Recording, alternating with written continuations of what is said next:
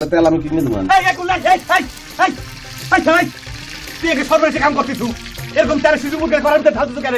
মাটিতে যাবো তাকে খাবো না ধরে আমার আব্বাকে মারার জন্য প্ল্যান করে এই বাড়িতে আইছি, তাই না? আমার আব্বা যদি দেখে দিয়ে এবার তেল ঢালছিস আব্বাকে আমি বাঁচাতে পারবো রে। আর আমার তুমি কোনো কথা করছো না কেন? তোমার কি বীজ দেওয়ার কোনো ভয় নাই না? মামায় বাঁচবে না মারবে এত কইতে পারবো না। তুই যেরকম টাই দেওয়া শুরু করছো, যেরকম জাগর তুই শুরু করছো, তুই তো খারাপ টাস করে মরে দিবি। এই সারা চুপ থাক, কোনো কথা কবি না। তুই কিসের জন্য তেলের সিঁড়ি করার ভিতরে উল্টে করে ঢালি দিল রে? হ্যাঁ, আমাদের সাথে তোর কিসের শত্রুতা এত? আবার তো শুনলাম তুই নাকি আজকের চালের ভাতের জন্য অর্ডার দিস। কে রে, এটা কি রামরাজ্যের তো হয়ে গেছে না? হরি লুট শুরু হয়ে গেছে বাড়িতে। আসতে খুব আসতে ওই তেল দিয়ে কিন্তু তোর গুণা করি এলাম। এবার এটা আমার মামু বাড়ি না, তুই জানো না?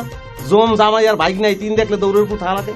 হ্যাঁ, আমার যা ইচ্ছা আমি এই করবো না, তুই মাঝখানে মাতবারি করতে হবে। মামার বাড়ি হয়েছে দেখে সবকিছু মালিক হয়ে গেছে, তাই না রে? এই তুই কি ভুলে গেছু যে এটা আমার বাপের বাড়ি? এই বাপের বাড়ির দাবি বেশি নাকি মামার বাড়ির দাবি বেশি রে?